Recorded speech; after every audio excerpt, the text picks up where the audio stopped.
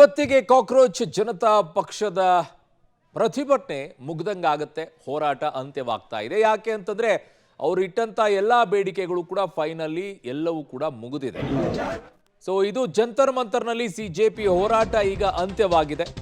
ಕೇಂದ್ರದ ಭರವಸೆಯ ಬೆನ್ನಲ್ಲೇ ಕಾಕ್ರೋಚ್ ಹೋರಾಟ ಈಗ ವಾಪಸ್ ಪಡ್ಕೊಂಡಿದೆ. ಕಾಕ್ರೋಚ್ ಪಾರ್ಟಿ ಬೇಡಿಕೆ ಈಡೇರಿಸಲು ಈಗ ಕೇಂದ್ರ ಒಪ್ಪಿದೆ. ಸಿಜೆಪಿ 3 ಬೇಡಿಕೆಗಳಿಗೆ ಕೇಂದ್ರ ಒಪ್ಪಿಕೊಂಡಿದೆ. 39 ದಿನಗಳ ಹೋರಾಟ ವಾಪಸ್ ಪಡೆದಿದೆ ಈಗ ಕಾಕ್ರೋಚ್ ಪಾರ್ಟಿ.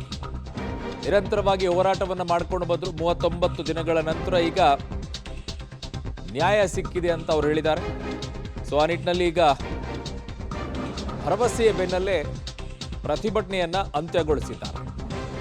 ಕಾಕ್ರೋಚ್ ಬೇಡಿಕೆಯನ್ನ ಒಪ್ಪಿದ ನಂತರ ಪ್ರತಿಭಟನೆಯನ್ನ ಅಂತ್ಯಗೊಳಿಸಿದ್ದಾರೆ.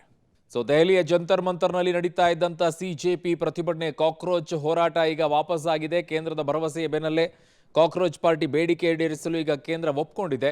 3 ಬೇಡಿಕೆಗಳಿಗೆ ಒಪ್ಪಿಕೊಂಡ ಕೇಂದ್ರ ಸರ್ಕಾರದಿಂದಾಗಿ ಈಗ 39 ದಿನಗಳ ಹೋರಾಟ ಏನಿತ್ತು ಅದನ್ನು ಕಾಕ್ರೋಚ್ ವಾಪಸ್ ಪಡ್ಕೊಂಡಿದೆ. ಹಾಗಾಗಿ ಇನ್ನು ಮುಂದೆ ಜಂತರ್ ಮಂತರ್ನಲ್ಲಿ ಹೋರಾಟ ಇರೋದಿಲ್ಲ.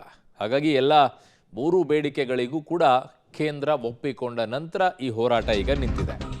ನೀಟ್ ದಂಗಲ್ ವಿದ್ಯಾರ್ಥಿಗಳ ಮೇಲಿಲ್ಲ ಎಫ್ಐಆರ್. ಕಾಕ್ರೋಚ್ ಪಾರ್ಟಿ 2 ಬೇಡಿಕೆಗಳಿಗೆ ಕೇಂದ್ರ ಅಸ್ತು ಹೊಂದಿದೆ. ಪ್ರಧಾನ್ ರಾಜೀನಾಮೆ ಬೆನ್ನಲ್ಲೇ ಎಫ್ಐಆರ್ ಕೂಡ ವಾಪಸ್ ತಗೊಳ್ತಾ ಇದ್ದಾರೆ. ದೆಹಲಿಯಲ್ಲಿ ಪ್ರತಿಭಟನೆ ನಡೆಸಿದವರ ಮೇಲೆ ಎಫ್ಐಆರ್ ಇಲ್ಲ. ಮೃತರ ಕುಟುಂಬಕ್ಕೆ ಪರಿಹಾರ ನೀಡುವ ಬಗ್ಗೆ ಚರ್ಚಿಸಿ ಆಮೇಲೆ ಕ್ರಮ ಅಂತಿದ್ದಾರೆ. ಶೀಘ್ರದಲ್ಲೇ ಸಿಜೆಪಿ ಜೊತೆಗೆ 4ನೇ ಹಂತದ ಮಾತುಕತೆ. 4 ವಾರಗಳ ಟೈಮ್ ಅನ್ನ ಈಗ ಕೇಂದ್ರ ಸರ್ಕಾರ ಕೇಳಿದೆ. 4 ವಾರಗಳ ಟೈಮ್. ಸೊ ಹಾಗಾಗಿ ಏನಾಗುತ್ತೆ ಮುಂದೆ ಅನ್ನೋದನ್ನ ನೋಡಬೇಕು. ಇನ್ನು ಈ ವಿಚಾರದಲ್ಲಿ ಈಗ ಜೆ ಪಿ ನಡ್ಡಾ ಅವರು ಕೂಡ ಮಾತನಾಡಿದರು. ಬಿಜೆಪಿ ರಾಷ್ಟ್ರೀಯ ಅಧ್ಯಕ್ಷರು